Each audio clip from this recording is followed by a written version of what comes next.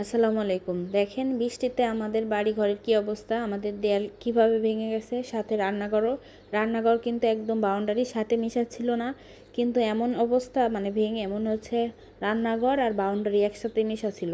চলেন একটু কাছ থেকে এসে দেখাই। এটা হচ্ছে আমাদের মানে বাড়ির খোলা রান্নাঘর, যেখানে মা সবসময় মাটির চুলায় রান্না করে। মাটির চুলাটা ভেঙে ফেটে গেছে। এদিক দিয়ে রান্নাঘরও দেখেন দেয়াল ভেঙে নিচে ডেবে গেছে, আর ইট কিছু উপর দিক দিয়ে ভেঙে ওই পাশে পড়ছে। এই অবস্থা হচ্ছে আমাদের নিজেদের বাড়িঘরের অবস্থা। এত টাকা দিয়ে দেয়াল করছে, এটা ভেঙে গেছে। এমনিতেও মন মেজাজ ভালো না। কিন্তু দেখেন গ্রামের মানুষ কেমন টক্সিক লেভেলের খারাপ হয় বা কেমন হয়। মানুষ তো বলে গ্রামের মানুষ সহজ সরল সাধারণ। যারা সহজ সরল যারা হচ্ছে নাইঠেল বলে অনেকে, নাইঠেল বা ঝগড়াটে বা খারাপ, তারা যে কত খারাপ এটা ভাষায় প্রকাশ করবে না। আমাদের তো দেয়াল ভেঙে গেছে, আমাদের তো ক্ষতি হয়েছে, অথচ আমরা কিন্তু এটা কিন্তু প্রাকৃতিক দুর্যোগ। কারণ বৃষ্টি নামছে অতিরিক্ত, নিচ থেকে মাটি কেটে গেছে, দেয়াল ভেঙে গেছে। এখানে তো কারো হাত নাই, রাগারাগি বা চিল্লিরও কোনো কিছু নাই।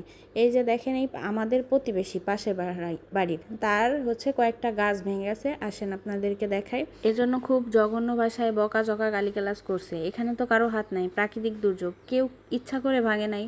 তো যে দেখেন তাদের কয়েকটা গাছ সুন্দর করে বললেই হতো যে কাকি আপনাদের দেয়াল ভেঙে আমাদের গাছগুলা ভেঙে গেছে, আমাদের এই গাছের কেনার টাকা দিয়ে দেন, জরিমানা দিয়ে দেন, বা কাকি আমাদের তো এরকম ক্ষতি হয়েছে, এখন কি করবেন। সুন্দরভাবে একটা পরামর্শ আছে, এটা না বললে বা পাঁচটা মানুষ ডেকে পরামর্শ নিতে পারতো, তাও করে নাই। সে কাউকে মানে না, কাউকে গুনে না। আসলে যারা গ্রামে অশিক্ষিত, মানে যাদের পরিবেশ ভালো না, তাদের হচ্ছে একটাই অস্ত্র, সেটা হচ্ছে গালিগালাজ আর বকাবাজি। এজন্য আমি মাঝে মাঝে বলি যে আসলে সব থেকে সুখী মানুষ হচ্ছে যাদের মান সম্মানের ভয় নেই, যা মন চায় তাই বলে গেল। কারণ আমার তো মান সম্মান নেই, আমি যা মন চায় তাই বলতেই পারি, কিন্তু আমাদের তো মান সম্মানের ভয় আছে, এজন্য আমরা চুপ করে আছি, দেখি কি হয়। গ্রামে তো আরও মানুষ আছে। আরেকটা ইন্টারেস্টিং ঘটনা শোনেন। এটা হচ্ছে আমাদের এই পাশের দেয়াল পরে ওনাদের যে ডোয়াটা আছে, ডোয়াটায় লেগে নাকি পুরো ঘর চিড়ে গেছে। এখন আমার কথা হচ্ছে দেয়ালটা লাগছে একটা পাশে একটা কর্নারে, পুরোটা ঘর কিভাবে চিরল? আর যদি চিরেও যায় তাহলে তোমার মিস্ত্রি কিভাবে কাজ করলো যে এক পাশের একটু দেয়ালের একটু টাচ লেগেই তোমার পুরো ঘর চিড়ে গেছে? এর দায়ভার কার? এটা তো কেউ ইচ্ছা করে নাই। আর এই যে দেখেন দেয়ালে যেখানে বলতেছে যে এই পাশে দেয়াল পড়ে নাকি ওনাদের পুরো ঘর ভেঙে গেছে বা চিড়ে গেছে, কিন্তু এই দেয়ালের তো কোনো ক্ষতি হয় নাই। এই দেয়ালের কোনো যদি ক্ষতি না হয়ে থাকে তাহলে ঘরের মধ্যে চিড়ে কেমনে, বুঝলাম না। যদি আগে নষ্টই হবে তাহলে তো আগে ঘরের ডুয়াটা নষ্ট হবে, তারপর না ঘরের মধ্যে চিড়বে। আর যদি তা হয়ও, পাশে লেগে যদি ঘর ছিঁড়ে যায়, তাহলে তোমার মিস্ত্রি কীভাবে কাজ করাইলো? আর তুমি বা কেমন মিস্ত্রি দেয়, কেমন টাকা খরচ করে ঘর করলা যে তোমার ঘরের সামান্য এই ঘরের ডুয়ার মধ্যে টাচ লাগলে ঘর ভেঙে যাবে? এইটা হচ্ছে তোমার ঘরের ডুয়ার, এইটা হচ্ছে তুমি কাজ করো, আর এই নিয়ে তুমি এত বড় বড় বড়াই করো না।